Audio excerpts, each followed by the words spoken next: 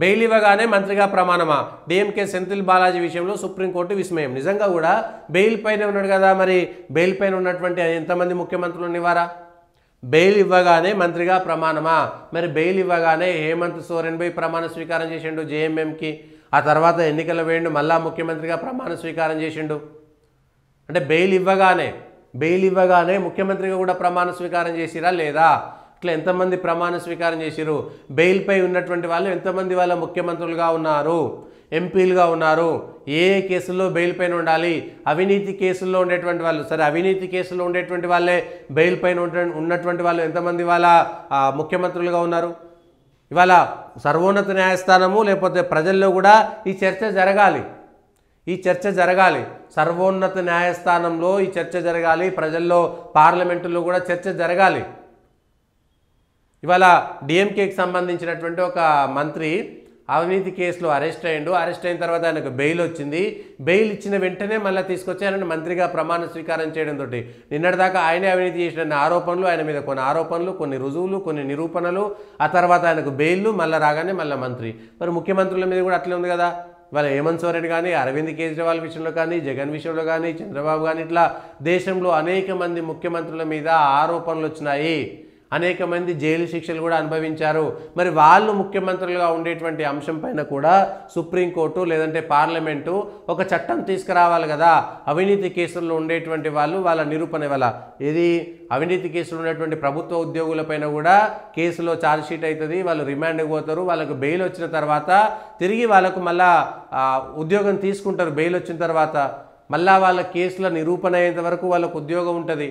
ఒకవేళ నిరూపణ అయితే అప్పుడు ఉద్యోగం పోతుంది. సేమ్ ఈ కేసుల విషయంలో కూడా రాజకీయంగా ఉద్యోగుల విషయంలో కూడా స్పష్టమైనటువంటి ఒక చట్టాలు తీసుకురావాల్సినటువంటి అవసరం ఉంది. బెయిల్ ఇస్తూ సెప్టెంబర్ 26న జారీ అయిన సుప్రీంకోర్టు తీర్పు విషయంలో మళ్ళీ మేము కలగజేసుకోము. ఆయనకు బెయిల్ న్యాయబద్ధంగానే వచ్చింది. అయితే సెంథిల్ మంత్రిగా ఉండటం వల్ల కేసులో సాక్షులపై ఒత్తిడి ఉంటుందా ఉండదా అనే అంశాన్ని మాత్రమే మేము పరిశీలిస్తామని. నిందితుడికి బెయిల్ వచ్చిన 4 రోజులకే కేబినెట్ మంత్రి కట్టబట్టడం ఏంటి? అసలు ఏం జరుగుతోంది?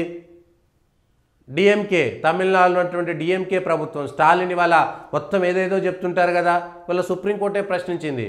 ఒక అవినీతి పరుడిని మంత్రివర్గం నుంచి తీసేసి వెంటనే మళ్ళీ మంత్రిగా తీసుకోవాల్సి వచ్చినటువంటి పరిస్థితి వచ్చిందంటే ముఖ్యమంత్రి ప్రభుత్వం కూడా అవినీతిలో కూరుకుపోయినట్టే కదా, వాళ్ళు కూడా అవినీతి పరులు అనేటువంటిది ఇవాళ చెప్పినట్టే కదా.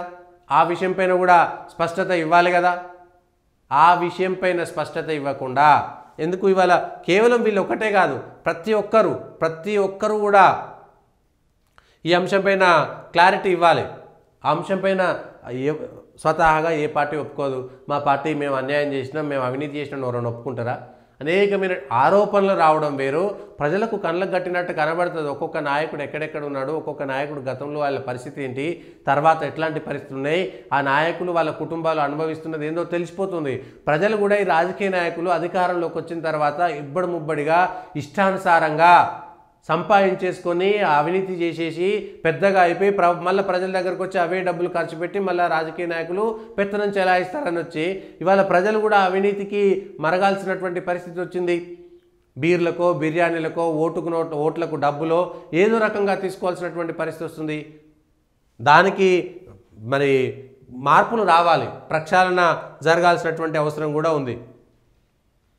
విపక్షాలు స్పీకర్ చొరవ, విపక్షాలతో చర్చలు, రాజ్యాంగంపై ఉభయ సభల్లో చర్చకు ఇరుపక్షాల అంగీకారం. లోక్సభలో 13, 14న మళ్ళా రాజ్యసభలో 16, 17న రాజ్యాంగం పైన చర్చలు చేయాలట. రాజ్యాంగ దిన వజ్రోత్సవాల సందర్భంగా ఉభయ సభల్లోనూ రాజ్యాంగంపై చర్చ చేపట్టేందుకు ప్రభుత్వానికి ప్రతిపక్షాలకు మధ్య అంగీకారం కుదిరింది. ఆ మేరకు డిసెంబర్ 13, 14 తేదీలకు సంబంధించి నిజానికి భారతదేశంలో జరుగుతున్నటువంటి వీటిపైన కూడా ఈమె ఎవరు ముఖ్యమంత్రి మమతా బెనర్జీ పార్లమెంట్లో ప్రతిష్టంభన ఉండకూడదు, ఆ పార్లమెంట్లో ప్రతిష్టంభన విషయంలో మేము కలగజేసుకుంటున్నాము, మేము ఈ అంశాలు అదాని అంశాలు కావు వేరే అంశాలని ఆమె ఒక మాట చెప్పి మమతా బెనర్జీ ఏం చేసిందంటే బంగ్లాదేశ్లో హిందువులపైన జరుగుతున్నటువంటి దానిపైన భారత ప్రభుత్వం జోక్యం చేసుకోవాలి, ఒక ప్రకటన చేయాలి, పార్లమెంటు సాక్షిగానే ఒక మాట చెప్పారు. పార్లమెంటు సాక్షిగా వెయ్యాలి అనేటువంటి ఒక మాట చెప్పారు. వేసి మళ్ళీ వెంటనే ఏం చెప్పారంటే అక్కడ ఈ వక్ఫ్ బోర్డు చట్టం పేరు మీద మళ్ళీ ముస్లింలకు అన్యాయం చేసేటువంటి ప్రయత్నం చేస్తున్నారు అని మళ్ళీ ఒక మాట చెప్పారు వెంటనే. అంటే హిందువుల కోసం ఒక మాట మాట్లాడారు కాబట్టి మళ్ళీ వెంటనే ముస్లిం